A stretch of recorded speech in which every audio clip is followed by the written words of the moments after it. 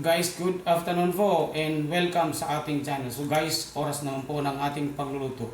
So ang ating recipe sa ngayon ay magluluto tayo ng milk tea. Napaka-special po na recipe. Dahil guys, ang ganitong klaseng pampalamig or milk tea ay pwede natin gawing pang negosyo or panghanda sa ating family.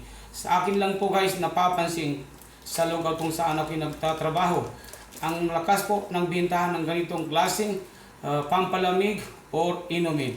So ito guys, alamin natin ang mga sangkap para sa mga nagnanais na gagawa ng konting negosyo ay magagawa niyo ang ganitong klaseng mga pampalamig na pwede nating gawing paninda kahit sa inyong tahanan na kung sa tingin niyo ay maraming mga customer. So napakabenta nito guys sa ating lugar or pang-abroad. So ito guys, papasilip po sa inyo ang mga sangkap na ating mga kakailanganin. So ito na po guys, ipapasilip ko sa inyo ang ating mga sangkap sa ating recipe sa ngayon. Siyempre guys, meron tayong black fir tapioca. So ito na po guys, kinakailangan natin ay ilaga to hanggat sa lumambot, makuha natin ang tamang texture o tamang lambot ng ating black tapioca. So siyempre guys, meron din tayong, ang napili ko po na flavor guys is ng ating milk tea is watermelon. So depende po sa inyo guys kung anong flavor po ang inyong gustong ihalo. So nasa sa inyo po yan. So iba't ibang flavor po guys ang mabibili nyo sa merkado o kahit saan. Siyempre guys, meron tayong ice cubes, meron tayong long life milk, siyempre guys meron tayong honey, at saka ating glass and straw. So guys, napansin niyo wala po akong nabanggit na sugar dahil ang ating milk tea watermelon is matamis na po yan, at saka gagamit din tayo ng honey. So nasa sa inyo na po guys kung gusto niyo mag-add ng sugar. Pero sa akin po, tamang-tama na to ang timpla tamis ng ating mga sangkap sa ngayon.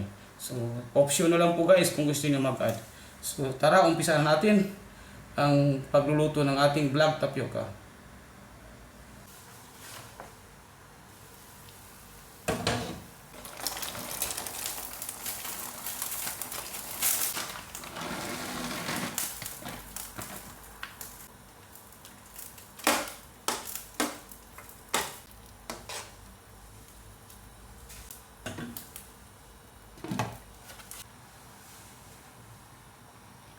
Silipin natin guys ang status ng ating black tapioca.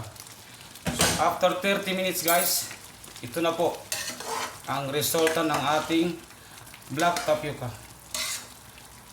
So pwede natin hangungin guys. So ito na po, luto na po.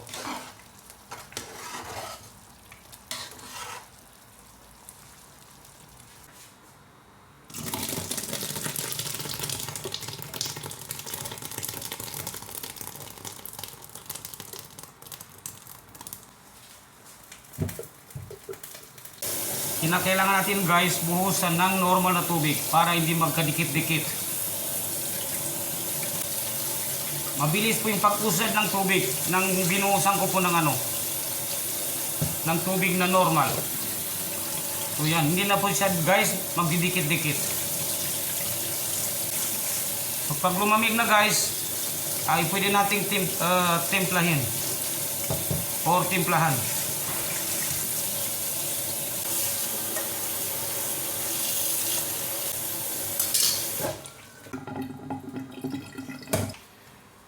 So ang next na procedure natin guys ay tunawin natin ng mainit na tubig ang milk tea watermelon. Tunawin natin ng tubig, mainit na tubig para hindi mamumuo.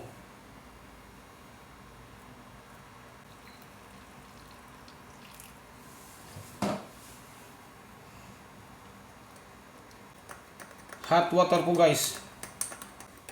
Huwag natin i-direct ibuhos sa ating milk kasi hindi po siya matutunaw. Matunaw naman po pero matagal at saka namumuo. Pero ito pag hot water ay tunaw kaagad.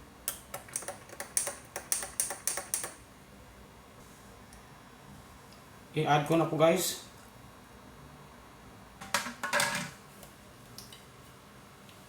mag-a-add tayo ng honey.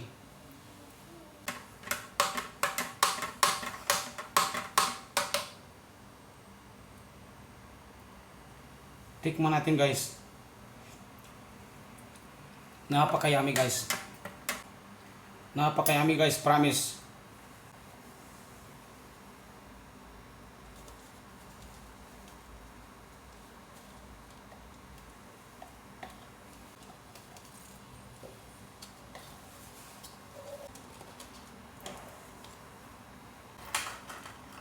Maglalagay tayo ng ice.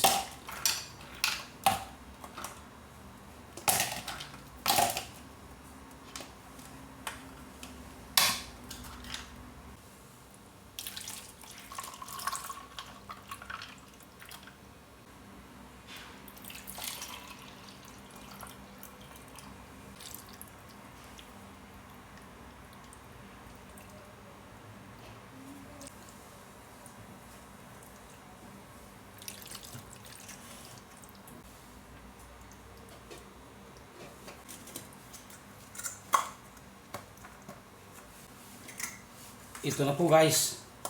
Well done. So, napakabenta nito guys sa shop ng amo namin. So, nagkakahalaga to guys ng 18 dirham. So, ito na po guys. Sa mga gustong magnegosyo dyan. So, tignan nyo, panoorin nyo ang aking videos para magkaroon kayo ng kaalaman paano natin gawin ang ganitong klaseng recipe.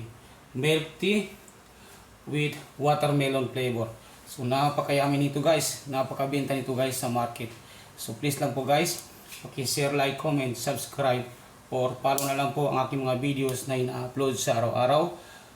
Para po sa mga susunod nating videos ay ma-update po kayo kaagad. So maraming salamat po at mabuhay po tayong lahat.